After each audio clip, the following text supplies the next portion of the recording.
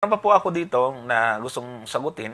Itong si @withtravel 2841. Yan yung mga pangalan nila eh. Ang sabi niya rito, may sinulat po si Ginang White. Sabi niya, was the human nature of the Son of Mary changed into the divine nature of the Son of God? A question. Was the human nature of the Son of Mary changed into the divine nature of the Son of God? Ayan, may question. The answer, no. The two nature were mysteriously blended in one person. The man Christ Jesus, in him dwelt all the fullness of the Godhead bodily. When Christ was crucified, it was his human nature that died. Deity did not sink and die. That would have been impossible. May pagkakaiba po yon. Nature na taglay ng person sa mismo na person. May pagkakaiba po yun. Nature na taglay ng person sa mismo na person. At hinggil sa Panginoong Yesus, taglay niya ay blended nature ng divine at human, pero in one person. Tama naman. Ang tanong ko po ay heto. Nang namatay ang human nature ng Panginoon, apektado po ba yung kanyang person? In other words, namatay po ba yon kanyang person nang mamatay ang likas ng pagkatao ng kanyang taglay? Magandang tanong. So, dito pala sa bandang huli yung kanyang tanong.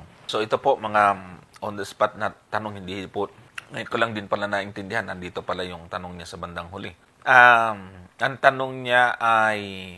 tanong ko po ay ito. Nung mamatay ang human nature ng Panginoon, apektado ba yung kanyang person? In other words, namatay po ba yon? Yung kanyang person na mamatay ang likas ng pagkatao ng kanyang taglay. Okay, very good question po ito. So, ganito po, kapatid, sa aking pag-aaral tungkol po sa Panginoon, so kanyang pagka-Diyos nature, sabagay na pasadahan na rin namin ito ng mga nakaraan. Sang-ayon na rin po doon sa binasa po natin. Blended, dalawa. Nag-mix yung human nature at divine and human nature. Ibig sabihin, may dalawang likas nga yung ating Panginoon. So, yung pagkatao, pero isang person siya. Kaya talagang malaking question po ito. Malaking question po ito. Kaya, ang sabi po dito sa inyong keynote mula sa Spirit of Prophecy na tinatawag po natin ay sabi dyan, that two natures were mysteriously blended in one person. The man Christ Jesus, in him dwelt all the fullness of Godhead bodily. So, yung kanyang pagiging tao, naroon naman yung kabuuan ng pagka-Diyos. Ito po yung mystery. Pati po yung tinatanong po ninyo ay mystery. Napakahirap po i-comprehend yung mystery. Alam nyo, sa mga magagaling na mga scholar, ang Godhead ay mystery talaga siya. Hindi kayang ipaliwanag ng ating pagkatao o makataong kaisipan. Hindi kaya. Ang makakapagpaliwanag as in, walang kaduda-duda tungkol sa Diyos ay yung Espiritu, kasi Diyos din siya. So, ang makakapagpaliwanag ng saktong-sakto tungkol sa Diyos ay yung Diyos mismo. Pero yung ating finite mind, yung ating limitadong kaisipan, ay magbabase lang po tayo doon sa mga nakasulat. Okay? Kaya nga, mystery yan. Ngayon, meron lang po ako ditong ilang gustong daanan, no? Na yung ating Panginoong Jesucristo, one person, may dalawang nature. Kaya nga, mystery. Ngayon, pagdating doon sa iyong tanong, napiktuhan ba yung kanyang pagka-Diyos, yung person ng pagka-Diyos? Tandaan po natin, isang persona, hindi isang Kristong Diyos, may sariling persona, hindi isang Kristong tao na may sariling persona. Hindi ganon. Isang nature. Blended. Kaya nga, mystery. Ngayon, ang ating Panginoon ay namatay. Naapektuhan ba yung kanyang pagka-Diyos? Tandaan natin, ang Diyos walang kamatayan. Yung namatay sa Panginoon ay yung kanyang pagiging tao. Kasi ang pagiging Diyos ay walang kamatayan. Unang Timoteo 6:16, ganito ang ating mababasa. na siya lamang ang walang kamatayan na nananahan sa liwanag na di malapitan, na di nakita ng sinumang tao o makikita man. Sumakanya nawa ang kapurihan at paghaharing walang hanggan. Siya nawa. So, wala talagang kamatayan ang Diyos. Ngayon, ang ating Panginoon, kung mapapansin po ninyo, basahin nga natin itong Lucas 23:46. Noong mamatay ang ating Panginoon, ganito yung kanyang sinabi. 23:46, at si Jesus na sumigaw ng malakas na tinig ay nagsabi, Ama, sa mga kamay mo ay ipinagtatagubilin ko ang aking espiritu, at pagkasabi nito ay nalagot ang hininga. So anong tinutukoy dito ng ating Panginoon? Espiritu, yung kanyang hininga, yung kanyang buhay bilang tao. May dalawang buhay ang Panginoon, buhay na walang hanggan at buhay na namamatay. Yung suwi at saka yung suki, na parag-aral natin yan ng mga nakaraan.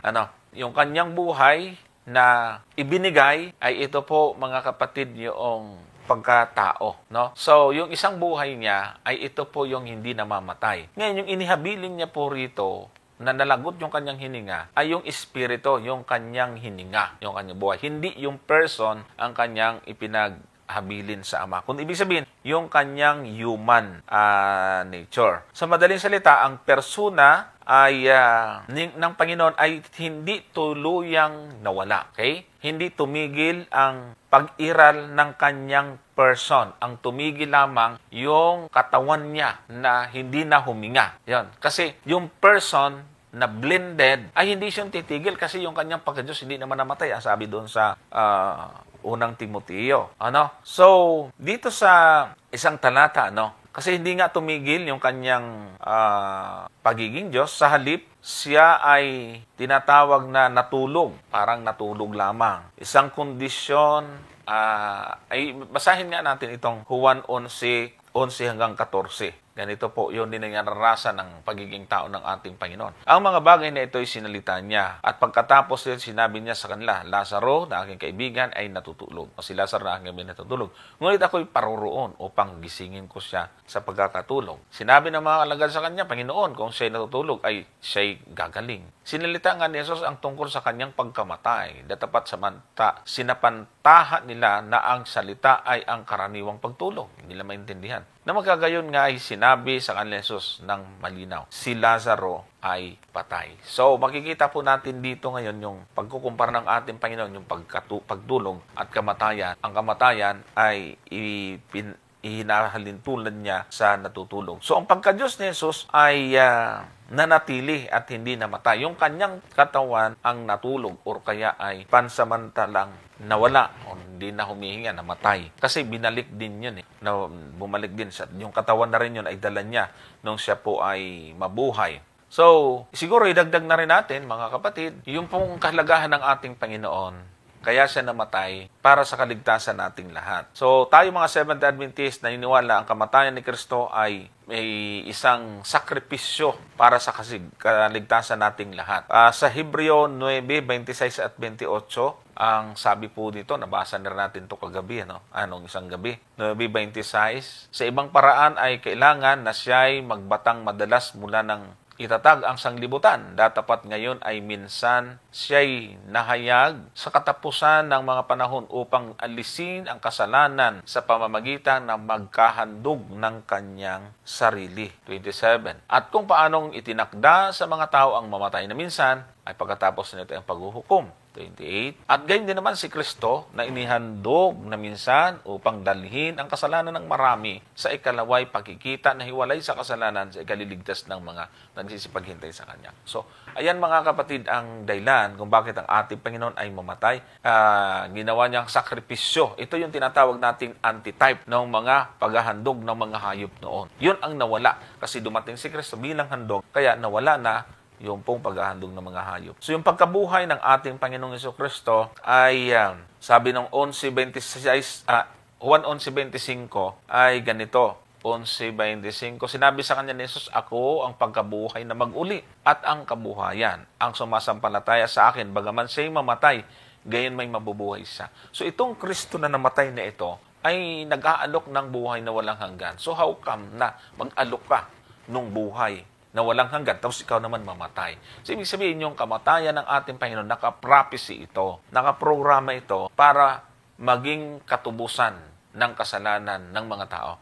Kaya nga sabi doon sa aklat ng Hebreo, maliban na mamatay ang gumawa ng tipan, ay talagang walang kaligtasan, mga kapatid. Sa pagkabuhay ng ating Panginoon, ay ito ay tinuturing na tagumpay sa kasalanan. Unang Korinto 15:55 hanggang 57. Kasi ito po ay yung pagkabuhay ni Kristo, mabubuhay din yung mga sa naroon o kamatayan ang iyong pagtatagumpay, sa naroon o kamatayan ang iyong tibo. Ang tibo ng kamatayan ay ang kasalanan at ang kapangyarihan ng kasalanan ay ang kautusan. Dapat salamat sa Diyos na nagbigay sa atin ng pagtatagumpay sa pamamagitan ng ating Panginoong Jesucristo. Ayan. So, nagtagumpay na po mga kapatid si Kristo nung siya ay mamatay at mabuhay na mag-uli. Nagtagumpay na siya.